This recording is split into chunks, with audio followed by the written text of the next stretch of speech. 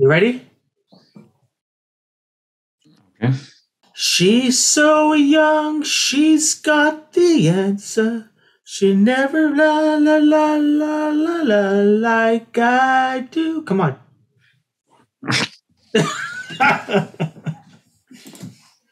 Never mind. I want to talk about the harmonies, so I wouldn't even attempt it because that's a topic of discussion for today. Yes. And I don't think. Yeah. No, I'm going to save that for. You'll save that? Our guest Moe Berg to answer. There you are. Moe Berg is coming on the program today. Yes. And to do some research, Gregg, I went through this book. Mm-hmm. Have Not Been the Same, The Can Rock Renaissance, 85 to 95. Mm-hmm. Written by guests Michael Barkley, Jason Snider. Multiple time guests. Yeah. And Ian Jack, who hasn't come on, but there's a great section here on the pursuit of happiness in Moe Berg. So got some questions to ask our guest today. But well, I do a little bit of research. No, good. You know? One of us has to. One of us has to, yes. And the other one reminds the same person to put something up on Facebook. Yeah, totally. There were some good questions from the studio audience, so I'm looking forward to. We do? Okay, good. I'm just logging in. Yeah. And from Dr. Jones and Connie Crosby and Jennifer Johnson and Steve Vesters. So yeah. Oh, look! I don't even. Okay, because you got some questions on your side. Some of the same questions. So a lot of the same themes. People want to know, want to dive deeper into the beginning times of Pursuit of Happiness. Yeah. People want to talk about what Moe's doing now that he's an adult.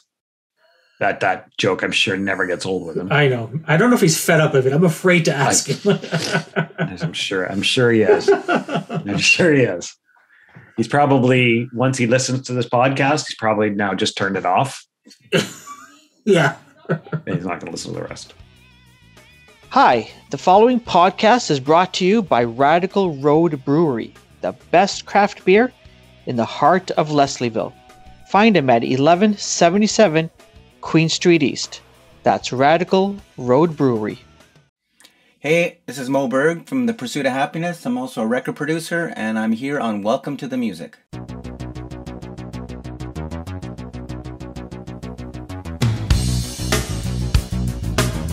Welcome, Moe. I have to tell you, it is an absolute honor for me to have you on the show with us. I remember sort of mid 80s, I guess mid to late 80s. I remember my bandmate at the time, I don't think he was my roommate, but came to my apartment and had this cassette that he put in, and we just geeked out. It was like just a perfect song. And then I remember the video, and the video was so Queen Street. And when I say that, I don't mean as in like it was literally Queen Street, obviously, for I'm an adult now, but it was just like, it was everything Toronto that we were all sort of living with and experiencing. So it was just the quintessential song with I'm an Adult Now. So I just want to thank you for that. And thank you for Love Junk, which to me is one of the most perfect albums front to back. So I want to start off this by, I'm honored and thank you for joining us today. Thank you. Thank you for having me. I love when people associate us with Toronto, because I moved from Edmonton to Toronto, and, obviously the best decision I ever made in my whole life. And I love Toronto. I'm a Torontonian. I love it here. Yeah. I love the city.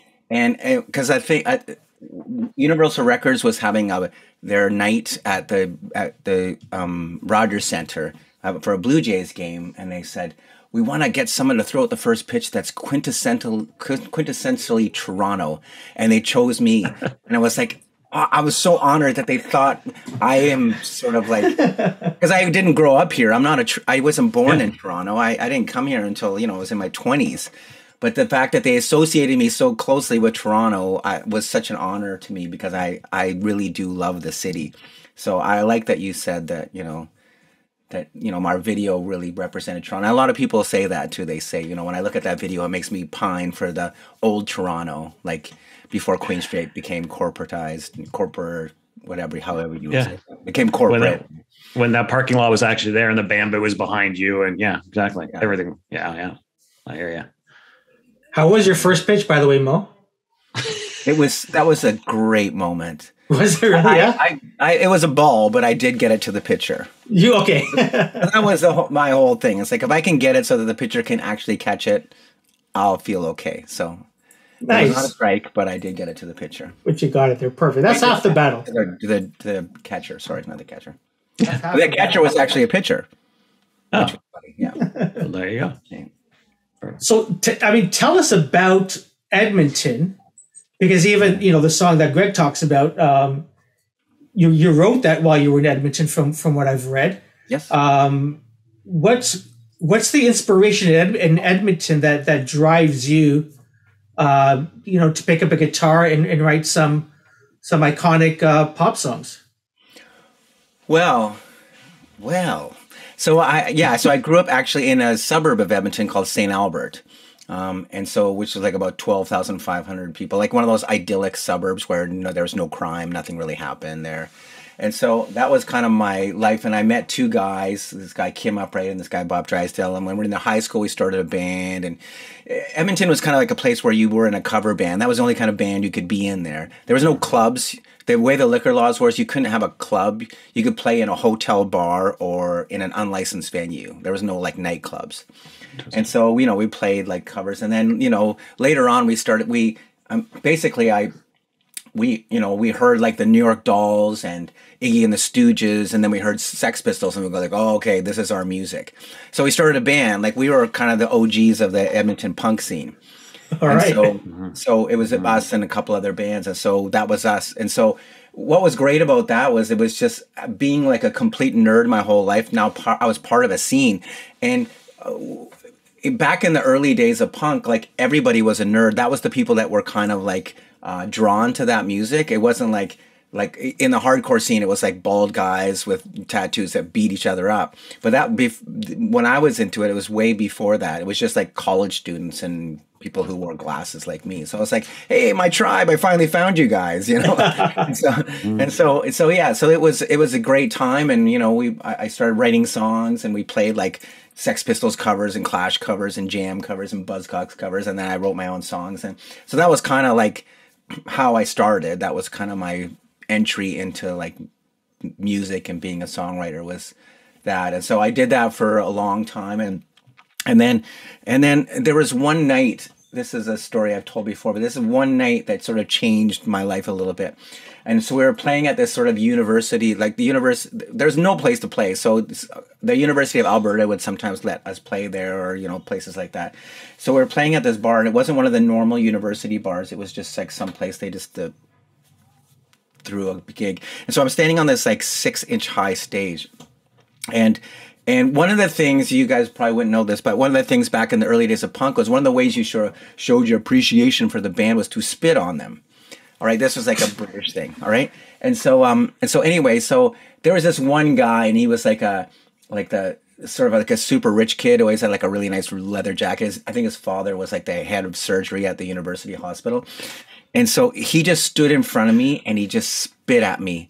Like, so, because I was like right in front of him, it'd be like, imagine someone standing in front of you, but you're only like 6 inches higher than that person. Yeah.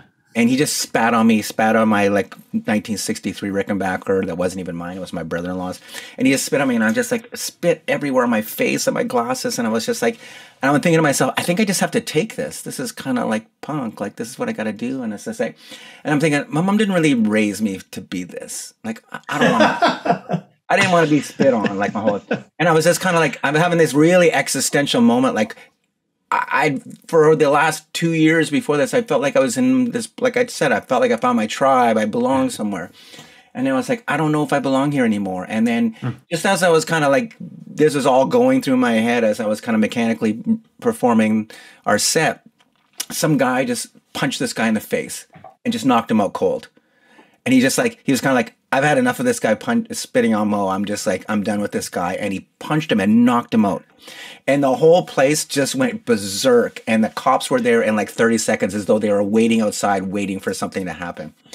And then it was like, I don't think I can play this music anymore. It's like, I want to play shows where like girls come to the shows and like don't get beat up and like I don't get spit on.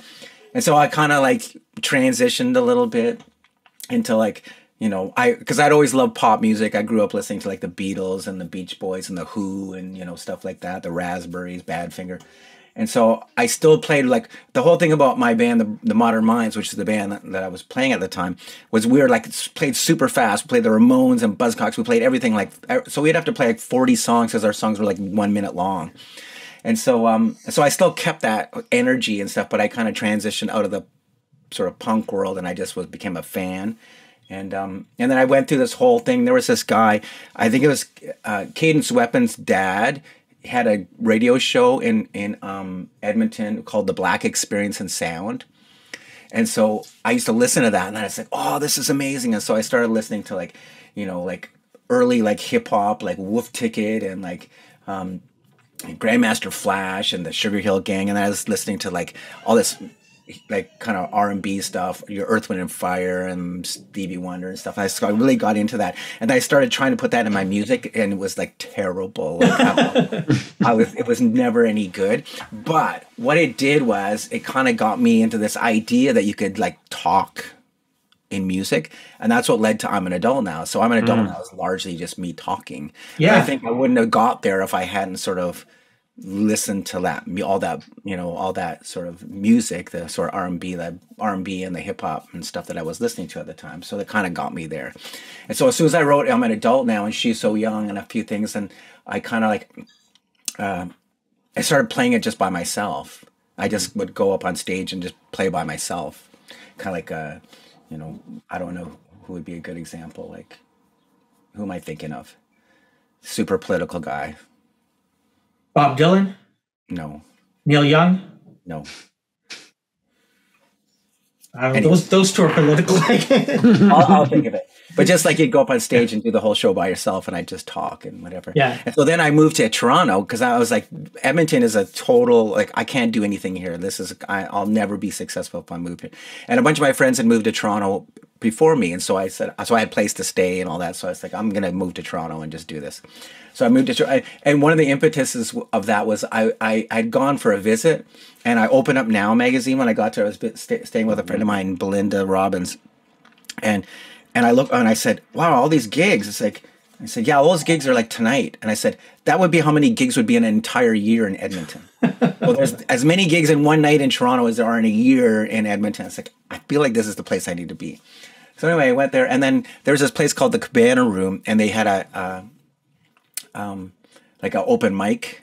And so I started just playing by myself at this open mic. And it was just like a bunch of amateurs, you know. But someone like Bob Wiseman would be there, and he'd come and he'd play, you know. Oh, wow.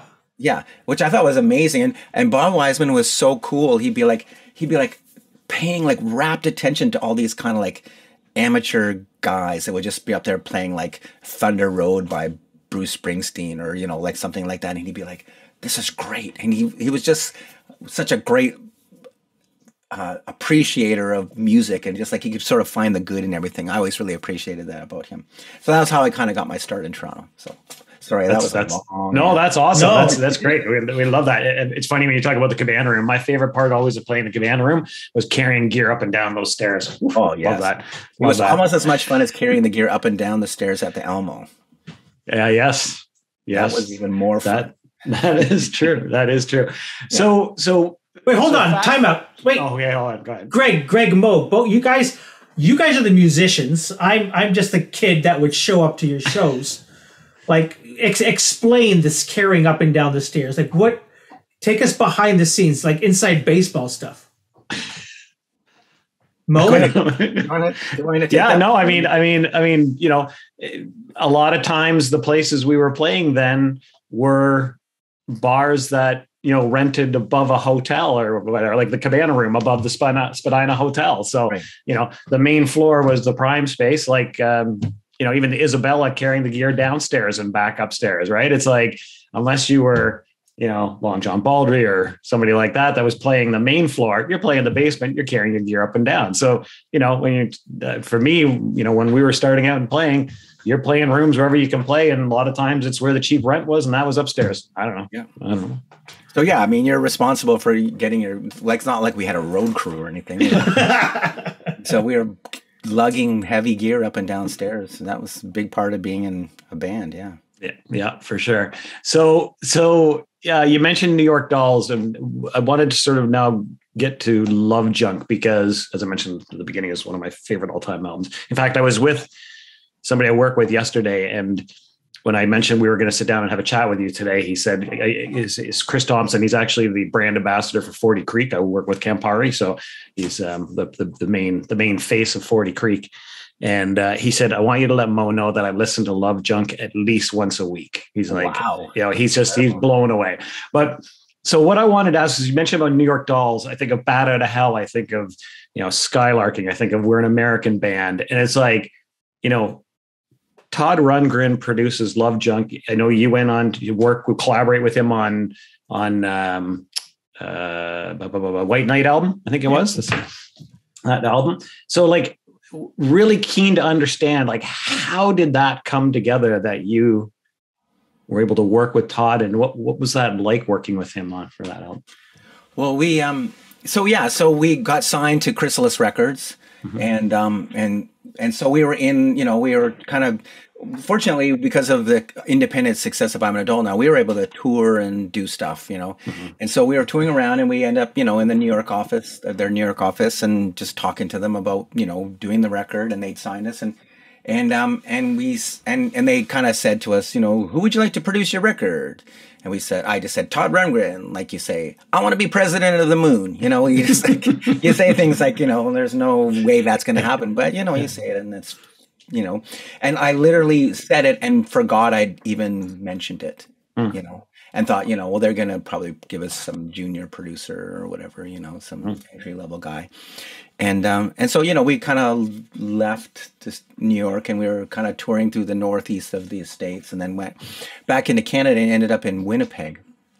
And we're at soundcheck in Winnipeg, and someone comes up to me and says, there's a phone for you, Mo. And so I pick up the phone and say, hello. And he says, hi, Mo, it's Todd Rundgren. I'm like, wow, can you believe that? The person you admire most in the entire world is calling you up on the phone. I mean, just imagine it. Yeah. So, he starts talking to me, and he says, oh, I heard your demos, your record company sent them over, and I'm interested in producing you, blah, blah, blah, the whole thing. So that was literally it. Our record company sent our demos over, and then he told me what a terrible guitar player I was. And, I read that. that kind of thing. So, yeah.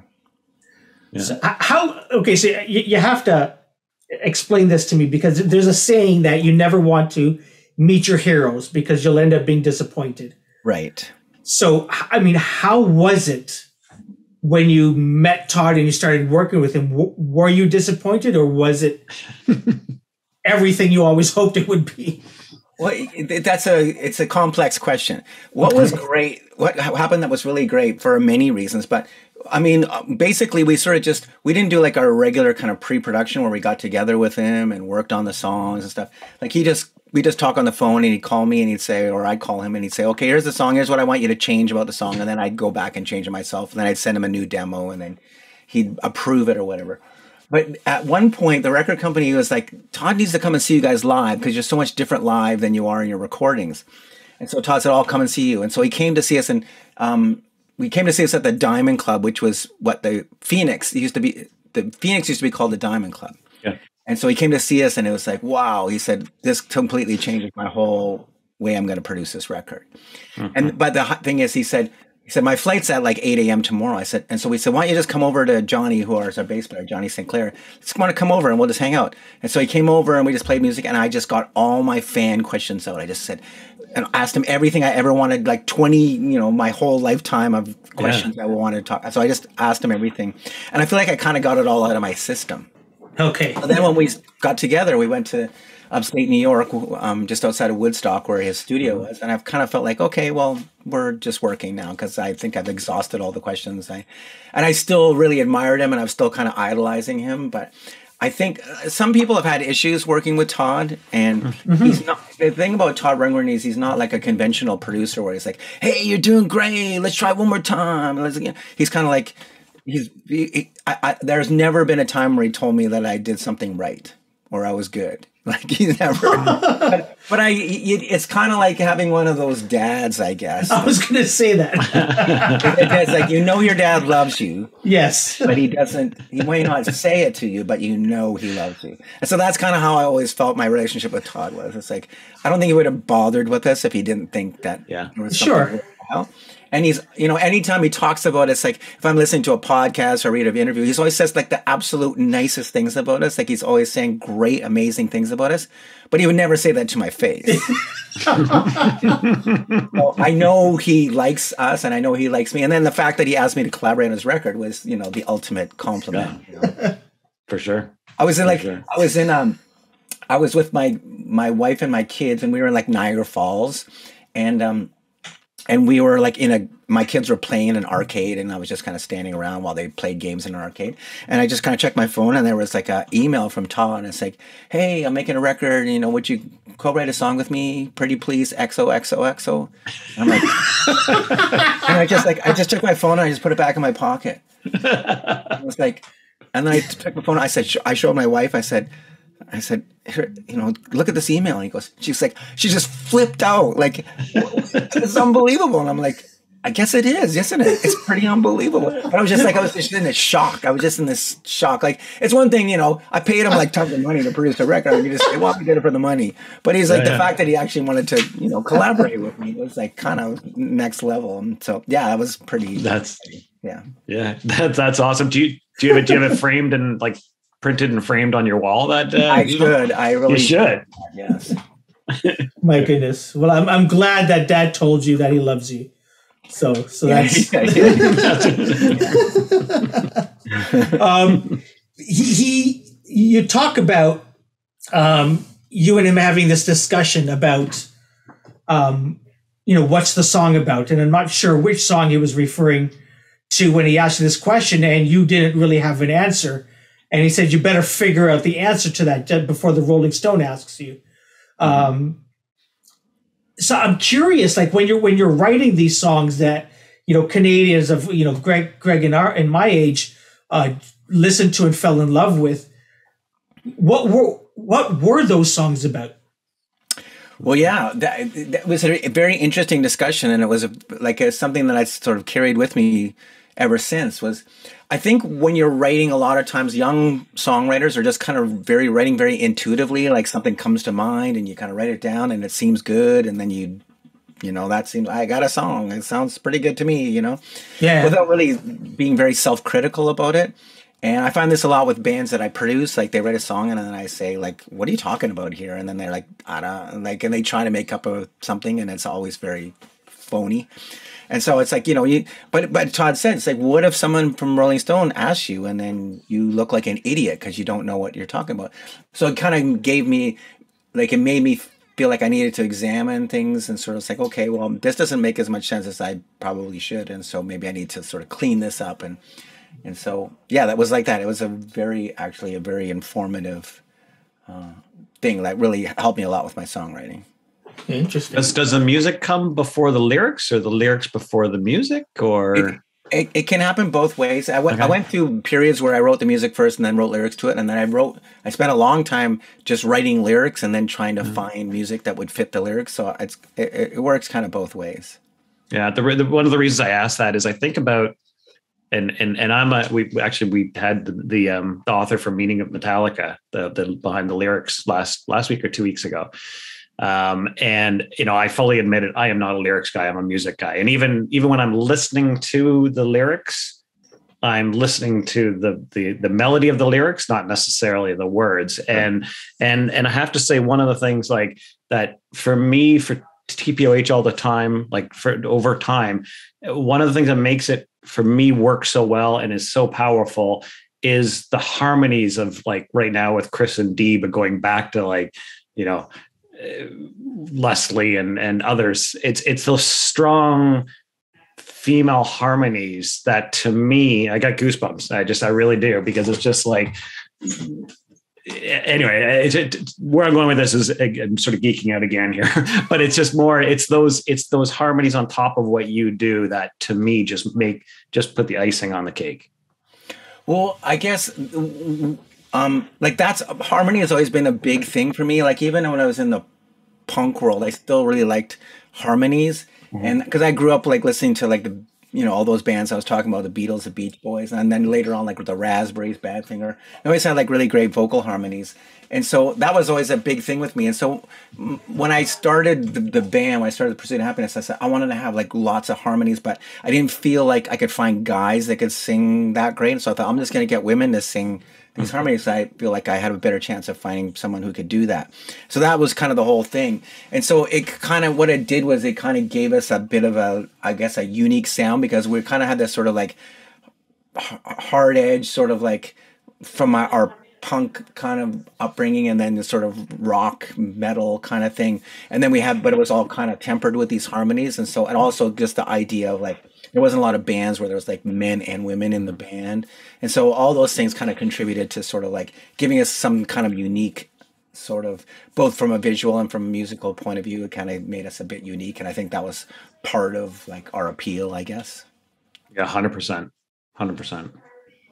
It was also maybe something that people hated about us too. So I wanted to ask Moe, I mean, a lot of, as you're writing, you're writing as a teen and you're in your 20s. I don't know whether you're thinking about big existential questions about, gender equity and, political correctness and so on and so forth. But a lot of people, since you made those records, would look back at the lyrics and such and try to figure out, who is Moe? Where does he stand on gender equality? Where does he stand on, all these different social topics? And I'm curious if you ever thought of those things when you were writing your music and your lyrics. Well, yeah, it's an interesting thing, because it's funny because I mean, this has always been part of my writing. Like when I had my band, The Modern Minds, and we made a record, it's like, I was just like a very horny 19-year-old virgin, And so I was writing about sex, but I didn't even really know what I was talking about, Yeah. And so it was like, and so, in the Pursuit of Happiness, I write these sort of like, sexual kind of lyrics, but it was like, I was just kind of like, that's just what I was thinking about. I was a young dude, but I always felt like I had this sort of like, because I grew up like in a fundamentalist Christian household, I always had this like, sense of morality, I guess. Mm-hmm. And so like, I think a lot of people misunderstood some of the stuff that I wrote, because I would like a song like Looking for Girls, it just sounds completely psychotic. And I admitted that it sounds psychotic, but it's like, but the whole idea of the song was, when you get to the end of the song, the punchline is like, I'm going to do it to her 487,000 times. And the idea is that, well, that would take you your whole lifetime. So the whole thing is like, I'm looking for someone that I could just be with for the rest of my life. So I'm looking for girls, but I'm really just looking for a mate, I guess. And then on our next record, the same thing. I had this gigantic like fight with the two women in our band, Leslie and Chris, about a song called The One Thing. And The One Thing, it was just like, again, one of these like stupid, crazy, idiotic things. But the whole thing was like talking about being like, sexually obsessed, but then it was like, like flirting and all that stuff. But the punchline of the song is, baby, there's one thing I'm saving just for you. I just want to. And so the idea was, the song was essentially about monogamy. But you have to kind of listen to it to get that. And if you're just listening to it on the surface, you might think this is just like some weirdo, So that's the whole thing. And so I guess, I had this idea, like I was just like a guy that was like a regular guy that sort of thought about things in a regular way. But I still had this idea of morality, that I wasn't like just, like White Snake or Poison or something like that. It wasn't just, I certainly never had that attitude towards women, and I never had an attitude towards women that was sort of like misogynist or anything. Sure. It's never been part of my thing. And so I was always hoping, and I was, I became, I feel like I became friends with Michael Hallett from Now Magazine. I don't think he would have been friends with me if he thought I was a misogynist, and I think he understood where I was coming from. And I always hope that people would listen to the lyrics and say, I get what this guy is trying to say. He's maybe a little bit lusty, but his heart's in the right place. Mm-hmm. And he's also 19 years old. Yeah. Exactly. Yeah. It's interesting because we had Danny Miles from July Talk on, and he talked about even like some of the earlier July Talk songs that Leah now just won't like. She's like, no, we're not doing it anymore. Right. It's interesting. Again, just Yeah, it's funny because I get it. At this point in my career or my life or whatever, I get a lot of people saying, what's it like to like. When we re-released Love Junk as a deluxe reissue vinyl kind of thing. So we went and did a bunch of shows and we played it from beginning to end. And, people ask me sometimes, like, what's that like? Like, what's it like to play those songs at this point in your life? And it's like some of those songs, it's just like, wow, that's just weird. Who was that dude? And then some of the songs are like, they almost seem more poignant now than they did when I first wrote them. Like, She's So Young, or I'm an Adult Now, or songs like that. It just like, and then, a song like Walking in the Woods kind of like terrifies me now. Like when I think about it now, but at the time I was just like, I felt like I was just kind of telling a story. I didn't think that much about it, but now I find it kind of disturbing, I guess. But I wasn't trying to be disturbing at the time. I was just telling that song itself was Johnny and me, our bass player, Johnny Sinclair. We used to have this game where it was called Cutest Girl in the Laundromat. And it's just like, you go to the laundromat and you just pick out the cutest girl in the laundromat, and it's like, that's the end of the game. And so it's kind of like, you're in the subway. It's like, look around, who's the cutest girl in the subway? And you say, oh, that's the cutest girl in the subway. And it's like, that's kind of was the whole impetus for that song. It was like, you're looking in the subway and I noticed this girl and then made up this whole terrible story about it, So the impetus of the song or the origins of the song were completely innocent, Yeah. So, Gregg, I think it's a good time to get to some listener questions. Okay. I'll go first. So talking about that, David Jones, known as Dr. Jones on Twitter and everywhere else. This is what he says. I always loved the cynical lyrics to consciousness raising as a social tool. Moe definitely had his finger on the pulse of what was going on. Love Junk felt like a snapshot of being young in Toronto. With so many great lyrics, I'd love to know if he looks back at any of those, at any from those days and cringes. Yeah, and I think it's just like I said, I don't necessarily cringe as much as I'm like, I feel, this is what's great about being young is the fearlessness you have. Yeah. And I feel like as an older person, it's like, I don't know if I should say that. True. But if you feel that way, that's not a good thing as an artist. Like an artist, you need to feel like, a little bit fearless. And so I wouldn't necessarily cringe. A song like Consciousness Raising, I'm completely behind that sentiment right to this day. It's like this sort of fake sort of self-help kind of thing. Yeah, I'm all about that still to this day. Connie, we talked a bit about, I'll let you go next, Gregg. Connie wanted to know about the band's origins. I think we talked a little bit about that. But she also asks, what projects are on his bucket list still?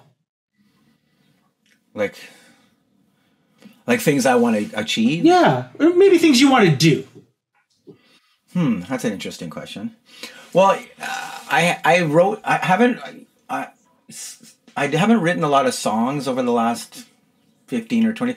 That's not true. I've written a lot of songs with other people, so I get together with people and write songs, but it's typically for them. Like I help them write songs for themselves. And I haven't written a lot of songs like for me to perform or for my band to perform. And so I wrote some songs during the pandemic like every other person on earth did. and I recorded them and I'm thinking about like putting them out. But I'm trying to get good enough at mixing them to sort of do it. And so like I'm a producer, but I'm not a mix engineer. And it's two very different things, believe me. And so I typically get someone else to mix the stuff I produce. And so I'm sort of thinking, it'd be great to just be able to mix this myself and put it out. And so I've just been mixing them for the last, year. And so that would be something eventually I would like to just release that. And I would release it with just like, here it is, not like, hey, I'm making a record, I'm going on tour, I'm going to talk to Rolling Stone. It'd just be like, I'll throw it up on like SoundCloud, and anybody who wants to trot over there, they can listen to it, kind of thing. Nice. Yeah, I was going to actually sort of what I was going to ask was sort of dovetails off that is, so you're working at, are you teaching at Fanshawe? Yeah. You are teaching at Fanshawe. I just wanted to make sure that. So, yeah. So really what I wanted to know was, what's it like to work with the young up and coming, producers and musicians? Like I know my drummer back in my days went to Fanshawe. And so, what are you seeing with the young kids and coming up? Well, yeah, that's a very interesting thing because, it's like right around the time that the Pursuit of Happiness started to get exhausted, I started getting offers to produce bands. And so I was like, I'm going to do this. And so I started producing bands. And what was great about it was one of the things that was the worst part of being in a band was having to constantly sell yourself and constantly like promote yourself. And it was just something I just couldn't do. It was really hard for me to do that. I felt stupid and awkward. And then when I was producing, it was just like, I can go in the studio and I can be creative and I can help people. And then once the project's done, I just walk away. And I don't have to think about how am I going to sell this. I don't have to call a radio station and beg them to call Much Music and say, please play our video, please, what do I have to do? And so anyway, so I thought that was great. And then I just kind of started doing that more than and then the band kind of went on a sort of very lengthy hiatus.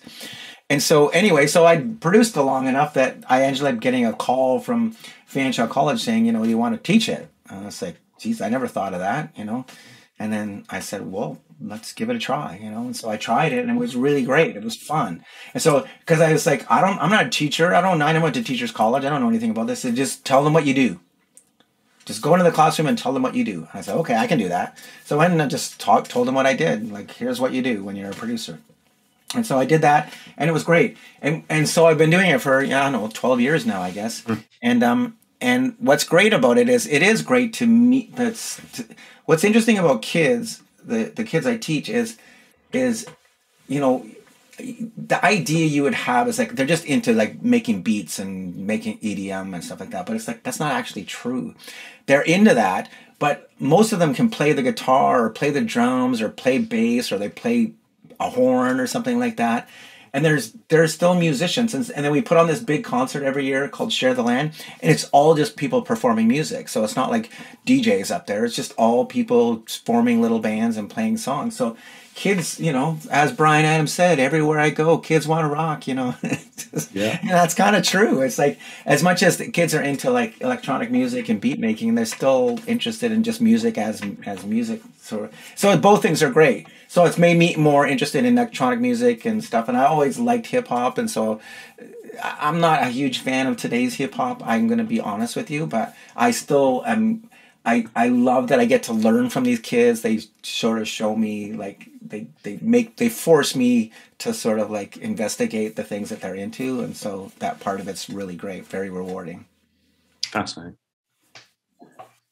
I read somewhere that you have or had stage fright. Yes. So is that a current thing or? No, it's not a current thing. Not long after the band sort of stopped playing, I really developed stage fright. And so I tried to play a little bit. I released a solo record and I went around and played by myself. And it was kind of like a talking, half jokes, half show kind of thing, half music thing. And as I started doing it, I really enjoyed it at first, and then I stopped enjoying it. And then for about 15 years, I hated being on stage, hated it. Wow. And then the Pursuit of Happiness did some shows, and it was okay. It wasn't amazing. It was okay. I still felt really uncomfortable. And then Universal released the Greatest Hits record, and I did about 6 shows with that, and it was like it's still really, really uncomfortable to be on stage. Really horrible. Just so much anxiety.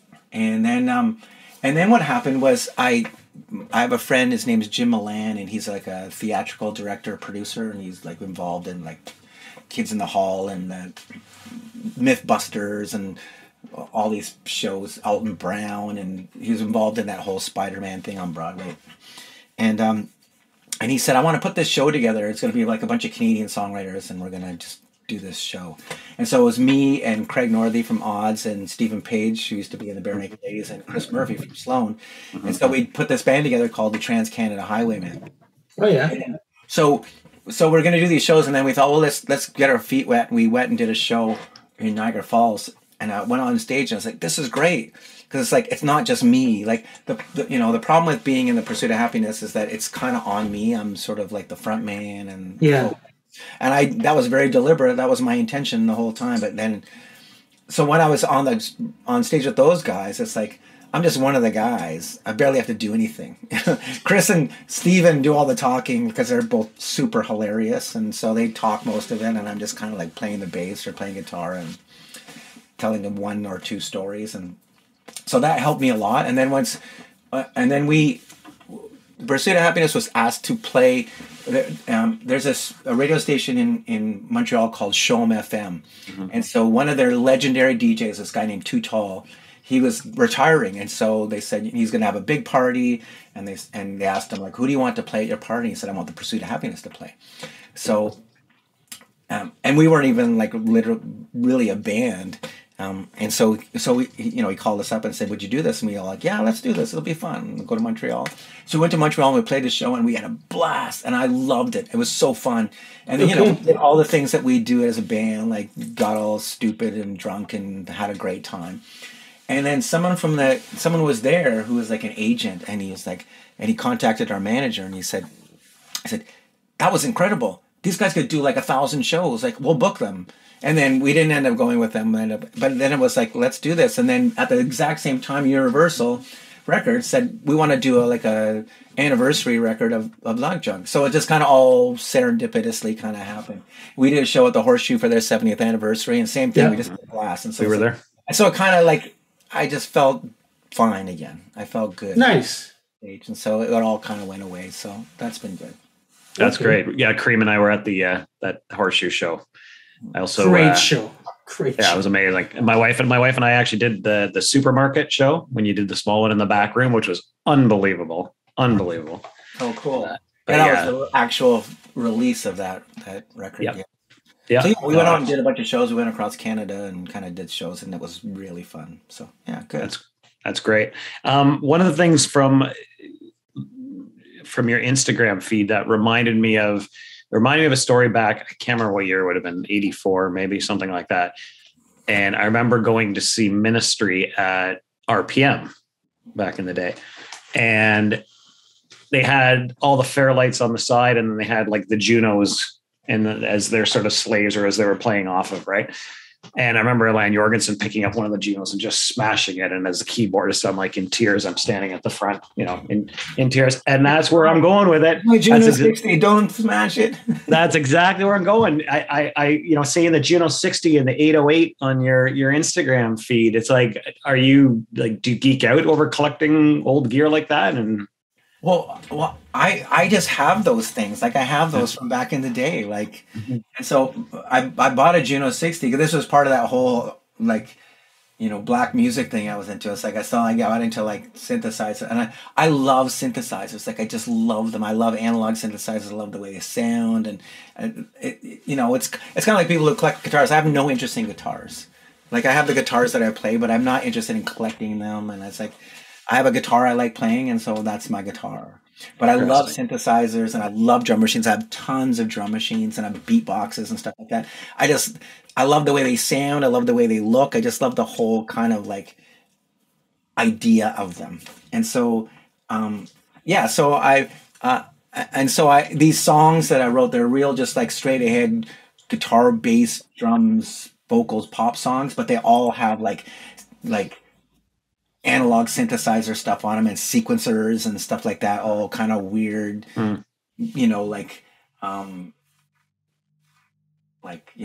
old ARPs or Moogs or all, and the Juno and stuff like that on them. So I just love that music. I love that. I mean, because that, I was still, I had no appreciation for synthesizer music when it was happening. This was all post. I got a sort of like a appreciation for it later. And so I just love the sound of analog synthesizers. Just love the beauty of it, like Kraftwerk. I would just love listening to Kraftwerk. How beautiful they made their synthesizer sound. It was so warm and beautiful. It's like Kraftwerk makes some of the most beautiful music that I've ever heard in my whole life. And I don't think that was I think that was partly their intention, but I don't think that's necessarily what people think about. But I just, when I listen to the sounds they created, it's just like this sort of beautiful sounds. And I think what I love about Kraftwerk was that they, you know, if you're old enough, you remember that when synthesizers came out, there was a lot of energy being put into sort of making them sound like a horn or a piano or a harpsichord or something. And it was like, there was a lot of like trying to make it sound like a real instrument. And Kraftwerk was like, that's an idiotic idea. We already have those instruments that can make that sound. Like, let's make our own cool, interesting sounds. We have this instrument that's got like an infinite palette of sounds. Like, let's just kind of make our own sound stuff. And they weren't the only people doing that, but I think they were like they were a group that really created the idea of the synthesizer as its own kind of thing, that it wasn't something that was supposed to generate sounds that were already analog, like analog instruments, violins or whatever. Yeah, absolutely. Mo, we have a segment called Lost Venues. So we'd like to discover a venue, maybe a favorite one of yours, maybe one that has a terrible story, a funny one though. But I'm curious, Mo, if there's a memory you have of a lost venue in the past. Well, I can think of so many. In Toronto, so many venues have come and gone. Like, yeah. We were talking earlier about the Cabana Room. Cabana Room was just such an interesting place because it was a place that anyone could play. Yeah. Like, anybody could play there because no one really went there. It was terrible. It was a terrible place to play. It had a bad sound system, and no one really liked going there. And so the Pursuit of Happiness played there like 1,000 times because it was like, at least it was a gig. You know, you could go and play a show and you know, and the guy who ran the place was great. It was this guy named Jimmy Scopes. And I don't think he knew anything about music, but he's just a guy who ran a bar, and you'd call him up and he'd book you in. And then, you know, if you did him wrong, it's like, you'll never play here again. You know, he's like, you're the best in the business. You know, he's just like this funny guy. And so, there was two places. There was that, and then there was like, this other place I'm thinking of, Larry's Hideaway. Oh yeah. Larry's Hideaway was like essentially a biker bar. But it was a place that bands like mine could play, like, because they, again, book almost anybody. And no one ever went there. And so you go and you play for whoever showed up. And it was always kind of disgusting. And it was disgusting in there. The bar was disgusting. Everything about it was disgusting. Sound system was... It was a place to play. And you know what? I owe so much to both of those bars. Like, Larry's Hideaway and the Cabana Room gave me, our band, a chance to play and get better and play shows. And... you know, even if there wasn't anybody there, we still had to go up on stage and play. And that's a great experience for a band to play in front of like 10 people. Like, how am I going to entertain these 10 people? That is a very, very important thing for a band to do, to know how to get up in front of nobody and still try and put on a good show. And that helped us a lot because our whole philosophy as a band was, because we'd always hear about people saying, you know, oh, there's no one there, so we just kind of like, you know, kind of walk through the show. We didn't really try that hard, or, you know. And I'd always see that. When I was a kid in Edmonton, I'd go to shows and I'd see bands, and I could tell they were just like, they didn't care they were in Edmonton. They were just kind of walking through. I saw Queen, and Freddie hardly even sang. And same thing with, like, I saw Van Halen, and David Lee Roth was just like talking. He wasn't even trying to sing or anything, saving his voice for like a cooler show. And I always kind of irritated me. So we got rid of this philosophy. It's like, if we don't put on an amazing show, like, we're going to get thrown out of show business. And so every night we went on and we just tried to kill it. Even if there was no one in the audience, we just tried. So you thought, you never know who's going to be here. Maybe there'll be a journalist there and they'll be like, wow, I went to see The Pursuit of Happiness. There's 8 people there and they killed it. And I just always thought that was... So playing in front of, you know, in these bad bars in front of nobody, I think that's great training. And it makes you strong, and it makes you feel like it's still important to put on a good show every single night. Yep, agree with you 100%. It's funny because we've done a couple of segments about lost venues where we've actually just spent our time, the two of us together, chatting about. One was the Cabana Room, and then one of the others was Larry's Hideaway, because that was my first gig, and it was like, we didn't even have a drummer. I had a 909, I think it was at the time, and the old white one or whatever it was, or maybe it was 707. Doesn't matter. Anyway, either way, and I remember we're at Larry's Hideaway, and the band came out of sort of that sort of speed punk, but then we were very new wave. So here we are with a drum machine walking on stage at Larry's Hideaway, and we either had gold lame or silver lame suits, matching suits, all of us, like the whole Prince thing. And Jimmy comes out doing his shuffle, and he steps on the cord to the drum machine, and then all the drum machine just stops. And you're like, and it's Larry's Hideaway. We're like, it was my first gig in Toronto as a kid. I was like, whatever, 16 at the time, probably, or something like that. Oh my God, you're right. I mean, it's just like, if you can't walk into that room with half a dozen people and put on a good show. Yeah. Yeah, sorry, I'm just in such. It's great training. You learn the value of gaffer tape, duct tape, duct taping down those cables. Yeah. Yeah. I thought I had it covered, but apparently I didn't. So Mo, one of the questions we'd like to ask our guests before we wrap up is what's in your earbuds lately? What are you listening to that people should be checking? Well, that's very interesting. I'm sort of like a lot of times I'll put on, just try and find like a Spotify playlist of new stuff, just so I can kind of hear something new. And often I'll find something cool, just by accident. You listen, and the whole thing is on those playlists, you listen to 20 terrible songs, and then there was one good one, and then it's like, hey, I found a good song. That's great. And then the other thing is just pure nostalgia. Like I go back and listen to songs from like, the 60s and the 70s, and just kind of, it's such a weird thing. Like nostalgia is such a weird thing. People used to think nostalgia was like a mental illness. The fact that you would long for these sort of like past experiences, and there's something wrong with that. But to me, it's just like I hear songs that I didn't even necessarily like that much, and then I hear them and they just fill me with this sense of like longing. And I think one of the things that's great about music is how it attaches to something. Like one of the things I've always been very like interested in is the idea of summer, because I grew up in Edmonton where summer is like about 6.5 weeks long.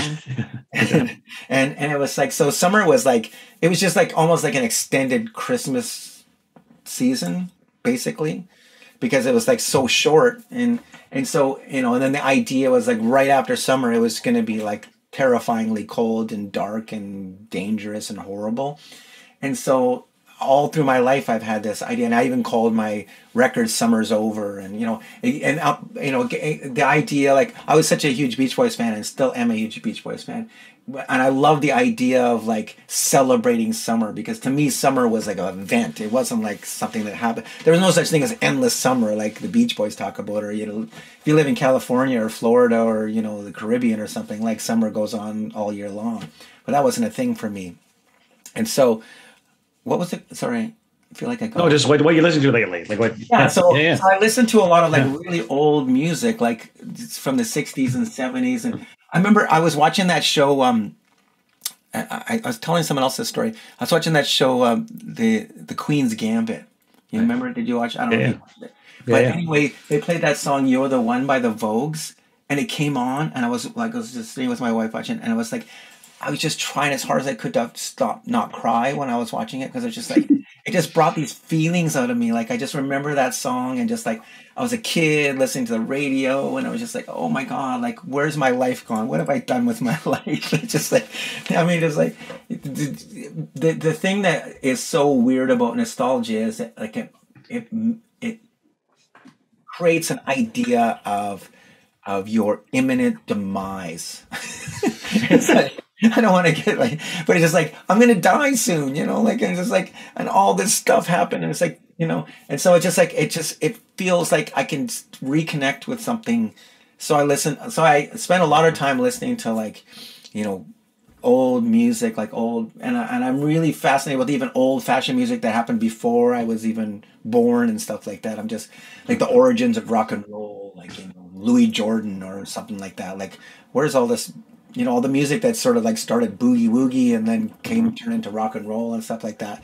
So I'm just fascinated with anything old. That's what I'm interested in right now. I love old music. That's interesting because I know, Karim pointed out a number of times, particularly during COVID, how well Q107 was doing in the ratings. And I think it's to your point of nostalgia, right? It's like, it's shitty times. So I'm just going to listen to the music I love to listen to and the music I grew up with. I will say I did not listen to classic rock. But I didn't. He does, but yeah. Before that, like listen to music. But it's interesting. I mean, to your point of nostalgia, right? I totally understand why. If classic rock is your nostalgia, then I understand why you want to connect to it. It's a feeling of comfort, Like in hard times, you're just looking for anything to make you feel comfortable. Sure. Mo, what advice would you give to your 20-year-old self? I would say work harder. I feel like I spent a lot of time just not working as hard as I need to. Weird things would happen to me. We'd be in like some town and then, we get there and some record company person there is like, here, I want to give you this script. Can you write a song? And I look at the script and it's like, oh, yeah, whatever. And I put it down and it's like, let's go to the bar and get a drink. And the script would be like Natural Born Killers. And it's like, why didn't I try to write a song for that? And then, and then I remember, things like I was like in Florida somewhere, and then I'm like one of these weird, like I talked about with Todd, where like the phone rings and it's like, hey, there's a phone call from me. It's like, and it was Duff McKagan from like Guns N' Roses, and he's like, oh, I love your band. We listen to you guys all the time, and we should write a song together. And I was like, yeah, we should. That'd be fun, And then it's like, and then things happen where that turned into something impossible because they became so famous and stuff like that. But I feel like I should have worked that a little harder. I should have just like, yeah, let's write it. I'll come to LA and let's get together and write it. But it was kind of like, yeah, we should write it. And then I never pushed it as hard as I needed to. So yeah, like one of the things that I tell my students is like opportunities, like you don't have anything better to do. Like whenever opportunity comes your way, you just take that opportunity. I always tell them this story. So I was like, once I went to this like show, like music business thing, and I met this guy, and he was like a big sort of R&B record company manager guy in Toronto for a while, and he had this group of women that he was sort of representing, and they were kind of like a post Spice Girls kind of thing, like when that was happening, or what was that band that in Canada that was kind of like that, and they had a TV show about them and whatever. It was kind of like that. Remember the days I like that girl band, whatever. And so anyway, so they had this, and so he introduced me to them, and then there's a photographer from the Toronto Star and said, hey, Mo, get in the picture with the girls there. And so I got a picture, and then the next day it's on the front cover of the Toronto Star, this picture. And so then everybody thought I was associated with this group, because I had my picture taken with them. And then so anyway, so the guy called me up one day and said, hey, the girls are shooting a video, and you should come down to the video shoot. And it was like in some horrible place like Cherry Beach or something where it's like impossible to get there, and it's like it was raining outside, and it was like, I was kind of feeling like too cheap to take a cab or whatever. I don't know. I was just like, and then, Blue Jays were playing, and I was just like, I'm just going to stay home. I'm just not going to go to that. And then the guy never talked to me again, ever. And I'm thinking to myself, nothing happened with that band. They just disappeared. But I just thought, what a stupid thing. Why didn't I just haul my ass out and just go down there? Because I hated videos too. I hated shooting videos. My band did like 14 videos, and I hated every experience. And so I just thought, the last thing I want to do is go to a video shoot. But if I just gone for an hour, who knows? Something might have happened. Maybe it wasn't that group. Maybe it was another group or something. But like, that's just a wasted opportunity. And I had nothing better to do. I did not have anything better to do. So that's my biggest advice to anybody. It's like, if you have an opportunity to do anything in music, do it, because it might not even be that thing. But that thing might lead to something else, and that might be the thing that changes your life. All right? Yeah. So you don't, sitting at home or expecting things to fall in your lap, that's never going to happen. My mantra in life is, if you do nothing, nothing happens. That's my That's great. Sugar Jones was the name of that band. Sugar Jones, yes. Thank you. Yeah. Thank you to Google. If only there was a way we could find out. Did you remember the set? Did you remember the songwriter or the artist you were talking about that would get up on stage and just? You were mentioning about who was that? Because Karim was saying like Bob Dylan or. Oh yeah, the rock, the political scene. Billy Bragg. Billy Bragg. Oh, Billy Bragg. Yeah. Billy Bragg. Nice. Yeah. Actually, wasn't Billy Bragg with Dynalone at one point for a short bit there? I think he may have. I think so. I think he joined Dynalone for a short bit on the roster. Anyway, sorry, I digress. Yeah. Moe, this has been fun. Thank you. Mm-hmm. Thank you so much for this. It's been a blast. And of course, thank you for the music over all these years. Looking forward to listening to your new stuff. If people want to find out what you're up to musically or otherwise, is there a place online that they can go to? Well, there's moberg.ca, and I've got I have a blog on there that I write about once every 6 months. And I have some stuff that I produced and whatever. And then I have Instagram and Facebook and MySpace. No, I don't. And Twitter, and it's usually Moe TPOH if you ever want to try and find me. Awesome. Perfect. Moe Berg from The Pursuit of Happiness has been our guest. Thank you so much for joining us, Moe. This has been fun. Great to talk to you guys.